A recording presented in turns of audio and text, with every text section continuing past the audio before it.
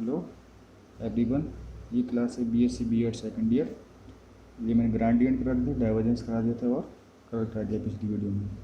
अब इसमें बचा है स्टॉक की प्रमेय, गॉस नियम तथा समाकलन, गॉस नियम, इसका समाकलन तथा अवकलन रूल। ठीक है, तो स्टॉक थ्योरम क्या होती है ये बताता हूँ।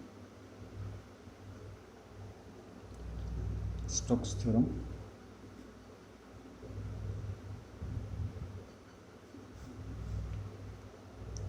ठीक है। स्टोक थ्योरम क्या होती है कि देखो, ये आपके पास कोई कर्व है, ठीक है। अब ये कोई सी, ये कर्व है। अब ये छोटे छोटे भागों में मैंने बांट दिया कि कोई छोटा भाग इसका डी सी, ये कोई कर्व है, ठीक है। अब आपको पता है कि छोटे छोटे भागों का जो होगा, इस टोटल इसका इंटीग्रल होगा सरफेस, इस कर्व का इंटीग्रल ए डॉट डी एल क्या होगा, इन छोटे छोटे भाग जो हैं डी सी, इनका समाकलन होगा। जैसे ये मैंने छोटा सा, ये टोटल है कर्व के लिए, और ये छोटे से डी सी के लिए ये मैंने मान लिया कि ये डी सी कर्व के लिए ए डॉट डी एल इतना, ठीक है। अब ये टोटल कब होगा, इन छोटे छोटे भागों का योग। ये जो A dot D L equal to होगा पूरे कर्व का क्या होगा, छोटे छोटे भागों का ए डॉट डी एल, ठीक है। तो ये चीज़ समझ में होगी, ये छोटे छोटे भागों से मिलकर बना होगा, तो ये पूरे कर्व के बराबर होगा ना, ठीक है। ये आप देख लेना बुक में कैसे लिखना है। और इसके बाद क्या है कि आपको पता है, वी नो दैट, जानते हो कि जो कर्ल का मैंने कराया था डेफिनेशन, वो क्या होता है, curl is equal to A curl curl A, ठीक है। और ये N cap is equal to होता है और limit D A turns to zero, और ये छोटे पार्टिकल कर लेते हैं, ये डॉट डी एल इसका 1/dA, ठीक है। ये बताया था ना कर्ल की परिभाषा अनुसार, कर्ल की परिभाषा अनुसार ये बताया था। तो ये चीज़ अब मैं इसको इधर, ये वाला डी ए इधर ले आता हूँ, तो कर्ल ए डॉट एन, तो ये मल्टीप्लाई में है कर्ल डॉट ए डॉट, तो ये डी ए इक्वल टू क्या हो जाएगा, लिमिट को अभी फ़िलहाल हटा देते हैं, तो ये आएगा D C A dot D A, ठीक है। अब ये एन डॉट डी ए क्या है, डी ए क्या क्षेत्रफल होता है कर्व का। अब ये एन कैप क्या है, इसका जस्ट लंबवत एन कैप होगा, तो ये क्या है आपका वेक्टर बन जाएगा, ये डॉट एन, एन नहीं होगा तो ये इसको डी ए वेक्टर कर देगा, डॉट कर लिया, ठीक है। और ये मैंने ये करता हूँ, छोटा सा इंटीग्रल डी सी है ये, और ये ए डॉट डी ए, और दोनों तरफ समीकरण लेने पर, तो मैं समीकरण ले लेता हूँ। तो curl A into D A vector, ये डी वैक्टर ऐसे बन गया, एन कैप है और डी ए है, तो ये डी वेक्टर बन गया। अब आगे ये क्या करेगा, इसको समीकरण कर लिया, ये क्या है D C A dot D A, okay. अब ये जो होता है देखो, ये डी ए है, अब ये जो इंटीग्रल का फॉर्म है, ये समीकरण है, ये इंटीग्रल बदल जाएगा, तो इसको बोलते हैं सरफेस इंटीग्रल। तो curl A D A is equal to, इसका इंटीग्रल करेंगे integral C five D C E dot L D L है, सॉरी ये एल है, ये भी एल है, ये भी एल थी शुरू से, तो ए डॉट डी एल, ओके। अब ये क्या है, समीकरण 1 से फ्रॉम इक्वेशन फर्स्ट से, ये इक्वल टू कितना है ए डॉट डी एल, तो सरफेस इंटीग्रल, क्योंकि ये डी ए सरफेस क्यों बना, क्योंकि ये डी ए है क्षेत्रफल है इसलिए, और ये बनेगा कर्ल ए और डी ए इक्वल टू, ये बन जाएगा लाइन इंटीग्रल ए डॉट डी एल, तो इसी को बोलते हैं स्टेप थ्योरम। ये क्या करती है, जो लाइन इंटीग्रल है उसको सरफेस इंटीग्रल कन्वर्ट कर दिया, एक होती है गॉस की डाइवर्जेंस थ्योरम, इसको बोलते हैं, ये होती है स्टेप थ्योरम, ये कर्ल थ्योरम कहते हैं इसको भी, कर्ल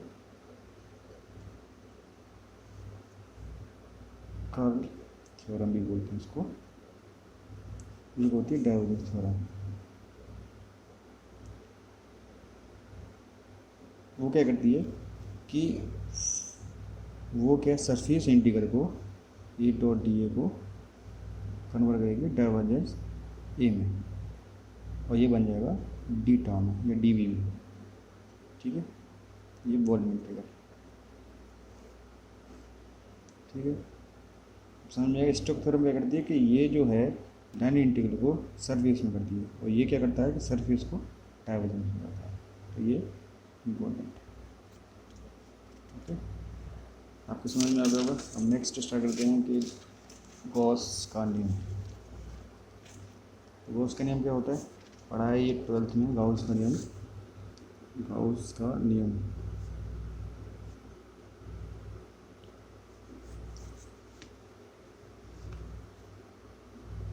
पढ़ा होगा आपने। क्या होता है गाउस का नियम, किसी विद्युत क्षेत्र में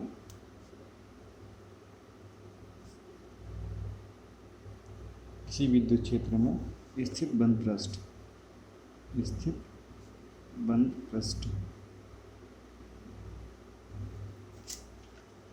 पृष्ठ से निर्गत फ्लक्स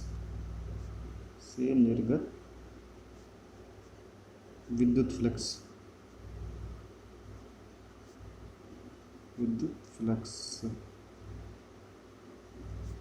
का मान प्रबद्ध आवेश की मात्रा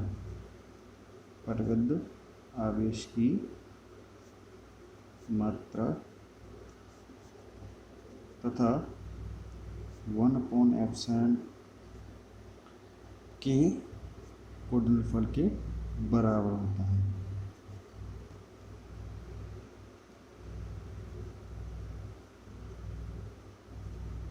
देखो कोई भी ये है सरफेस इंटीग्रल, ये तो ये जो इससे निकलेगा, माना ई निकला है, ई, इससे जो डी ए से माना ये है, तो इससे जो निकलेगा फ्लक्स कितना होगा, ये फाई कितना होगा, ई dot D A surface integral के बराबर क्या होता है, इसके अंदर जो क्यू होगा इनक्लोज क्यू, उस क्यू को क्या होता है, एप्सिलॉन होता है।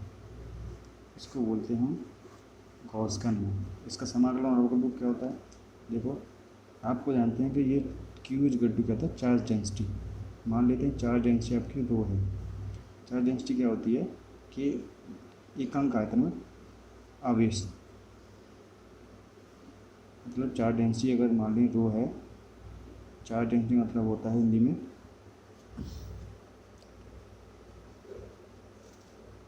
आवेश घनत्व। ठीक है, आवेश घनत्व ये होता है रो क्या होता है, क्यू अपॉन की वी, एकांक आयतन में आवेश। तो यहाँ से क्या होगा, Q equal to rho into V. ठीक है, वी। अब इसको Q equal to rho into, इसको बोलते हैं इंटीग्रल फॉर्म कर लें, तो ये वी इंटीग्रल, इसको डी वी। ठीक है, तो यह था Q equal to rho V D V, integral volume integral rho into D V. और ये यहाँ पुट कर देंगे ऊपर वाले में, कहाँ पुट करेंगे, इसको यहाँ पुट करेंगे। एक मार लेता हूँ इसको, तो from equation first and second, तो ये कहेगा E dot D A surface integral is equal to क्या आएगा, 1/ε0 बाहर। अब ε0 ले लो चाहे, अगर निर्वात में रखा है तो ε0, ठीक है, चलो निर्वात के लिए मान लेते हैं, चलो, और माध्यम में रखा है तो ε0, तो ε0 ले लो, ये आएगा रो इंटू डी वी। ठीक है, अब मैंने तुमको क्या बताया था कि ये डी ए को चेंज किया था by Gauss theorem, by divergence theorem. क्या कहती है कि ये जो होता है डी ए उसको कन्वर्ट करता है वॉल्यूम में, तो ये क्या बन जाएगा, divergence E dot T A. ठीक है, ये हो जाएगा डी वी, सॉरी वॉल्यूम में कन्वर्ट कर देगा डी वी में, ये volume integral 1/ε rho D V, ये डी वी, ये डी वी, ये भी है, तो ये अंदर वाला भाग बराबर हो जाएगा। तो डाइवर्जेंस ई इक्वल टू क्या होता है, रो अपॉन एप्सिलॉन। इसको बोलते हैं अवकलन रूप।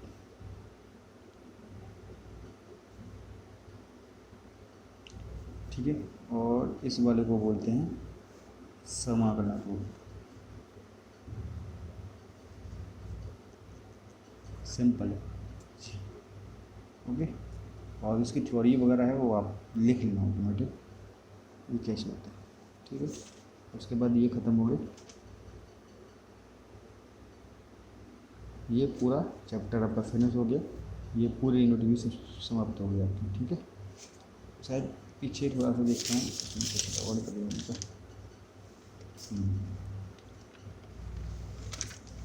सही है, ये डायवर्जेंस थ्योरम। ओके, तो इस यूनिट में जो मेन पार्ट था ग्रेडियंट, डाइवर्जेंस और कर्ल, और इनमें से एक आता है, या तो स्टोक्स की थ्योरम आएगी आपकी, या फिर ये तुम्हारा अवकलन और समाकलन रूप और गॉस का नियम आ सकता है। ठीक है, उसका न्यूमेरिकल भी दे देता है कभी, कि आपको दे रखा है कि if E is equal to दे दिया 3i कैप x और 3/2 j कैप और में 5z k कैप, ये दे रखा है। तो इसकी चार्ज डेंसिटी बताइए, इसमें क्या होगी, वो इज इक्वल टू हो सकता है। ठीक है, तो अब करना कुछ नहीं, डाइवर्जेंस ही निकलना और ओपन एप्सिलॉन जो आएगा आंसर। तो रो इक्वल टू क्या जाएगा, divergence E into epsilon not, या फिर जो भी निर्वात में बोल रहा है तो एप्सिलॉन नॉट और मध्य में एप्सिलॉन। ठीक है, इस तरह से बताएंगे और न्यूमेरिकल देख लेते हैं। ठीक है, जैसे कि मैंने अभी फर्स्ट बताया, ये बताया फाई इजगल टू करना है तो दरार विद्युत क्षेत्र आगे समझ कर लीजिए। फाई इजगल टू क्या था 3x² माइनस बी, और विद्युत क्षेत्र क्या होता है ई इजगल टू माइनस ग्रेडियंट 5, ये फॉर्म होती है, अगले में आएगी माइनस ग्रेडियंट 5, ये ऐसे निकल गया अवकलन करके। ओके, पूरा कल है इसको बात खत्म। अगला ये यूनिट आएगी, स्टार्ट करेंगे नेक्स्ट वीडियो में। Thank you for watching.